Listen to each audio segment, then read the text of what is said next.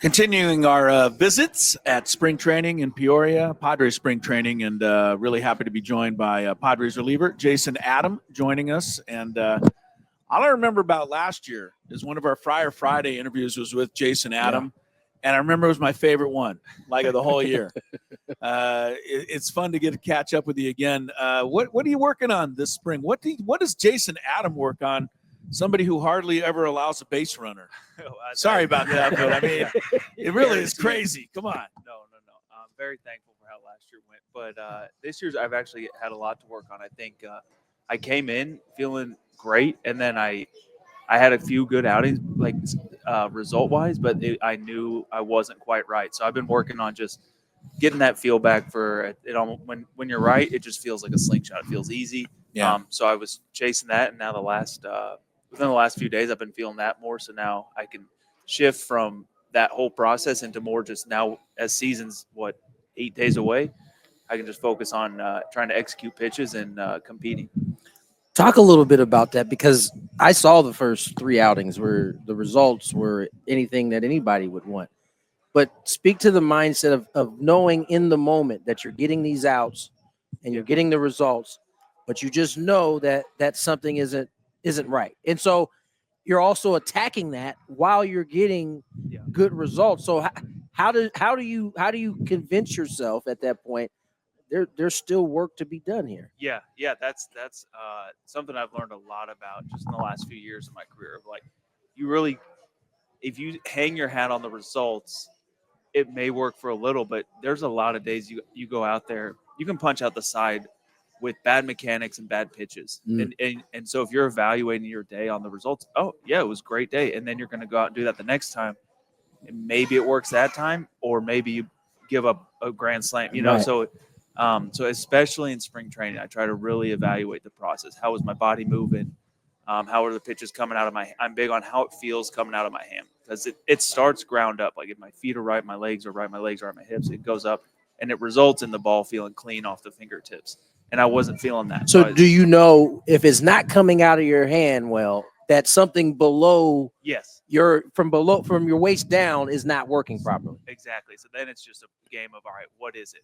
So I can tell when something's not right. I just can't always tell what it is. Right. Which is why I love Ruben and Fritzy and the whole team here. They can help me put my finger on it. And I feel like it's never just one thing either, but I feel like we've got a good handle on it. And so the results have been trash the last few outings, but the process, I'm really pleased with the process and how in the strides we've made in the right direction, so that I can feel confident. Because the stuff at the beginning of spring, I was like, yeah, I can get the job done with this, but this isn't going to be our maximum. If it makes you feel any better, we had Ruben on yesterday, and he said he kind of liked the fact that you guys have given up some runs and some base runners. He brought up he wants you guys to work with a little difficulty out there. The fact that Morty Hone and a couple, I think it was Estrada, haven't really had any traffic. Yeah. You don't get those reps working on those type of things. So in some ways, he was kind of happy this is happening. Yep. You're welcome. You're welcome. Yeah. What's your game day like? Not necessarily prior to the game, but once a game starts. Jason Adam to me is synonymous with the 8th inning, but we don't know. It could be a little different. So how do you take yourself through a game? Early innings, middle innings, and then later innings? Yeah. So here it's been great. Shilty and Fritzy and Ruben, they communicate like, hey, this is probably your pocket. And it changes by the day. It changes the point of the season we're at, who we're playing, all that.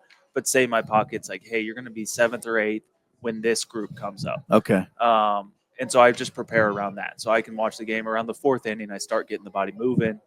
And then I just keep moving and progressing my routine so that I can be peaking right at the 7th inning. And then if I don't throw the 7th, I'm throughout the 7th inning, I'm doing a little more movement just to stay hot.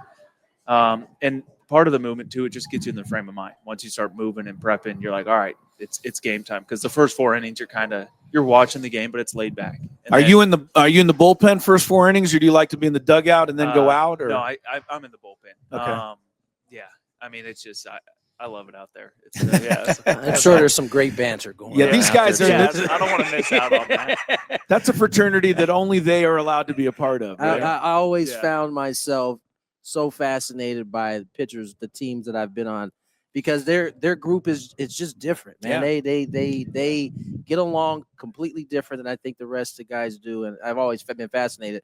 You kind of opened my mind up to some of the things you were talking about today as it pertained to the ball not coming out right, and the fact that Fritzy and Ruben can help you kind of get your finger on it.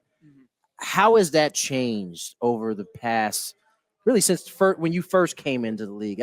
It would seem like the answers are at your disposal a lot easier than they were when you first came into the league. And I think that's just so fascinating to be able to go to the screen, say, okay, this is what we're seeing, and then be able to make that adjustment in the very next pitch you throw. Yeah, it's the technology, the coaching styles has totally changed. Yeah, when I first came up, it was like, this is what you got, go compete with it. Which there's a ton of value in that too. Right. But now it's like, so in the game, yeah, this is what you got, go compete with it. But then between the game, you got the TrackMan and you got the slow motion camera, so you can be like, why was that not working? Right. And as opposed to having to guess. Yeah, and when that felt like this, and then look at the screen, like, oh, but it was trash. So that's not a good feeling. Right. We don't want that feeling. Yeah. Or this felt funny, but it was really good. All right, well, let's try to like groove that feeling. So it's just you get that instant feedback, so you can make adjustments so much quicker. Cool, man. Yeah, that's not fair. When I pitched, I didn't know what I was doing. Yeah. And to say that I pitched in his presence is kind of silly because he's another world. Okay, I remember from our visit last year, but one of the best things that ever happened to you in the long run was you injured your arm. Yeah. And repeat, just for the people that didn't hear, because you do have an interesting motion, and you told us that it was because that's the only way you can throw and not feel the pain. Yeah. It's crazy that's worked out for you. Crazy. Yeah. It's like all things work together for good, and whether we see it in the moment or not, I truly believe that. Yeah. I was with the Padres in the minor leagues at the time, and I was on year 3 of rehab. I'm like, this isn't working. I am insane. Like, to keep trying this. So I remember seeing a buddy that just threw kind of from his ear. It's like, all right, I'll try that, and I just touched the ball to my ear, and I stepped and threw, and I was like, oh, that didn't hurt. And I just kept adding to it, working my way back. As you take the first couple throws, because I imagine at this point, every time you go back to throw, even if it's not like painful, you feel something. Yeah. So the first time you do this and you let the ball go, first couple times. Yeah. What is going through your mind? Because this is probably the first time in a very long time that you've thrown a baseball and just not felt anything. There's super hesitant, like, what am I doing? Like, wasting my time. Yeah, like, is this gonna work? But it was kind of like, if not, then I'm gonna get released anyways. Right. So it was like, what have I got to lose? But so I just boom, and I was like, hey, I don't think that hurt. Like, and then I was like, I did it a little harder, and I'm like, yeah, that's all right. Wow. And then it just kept.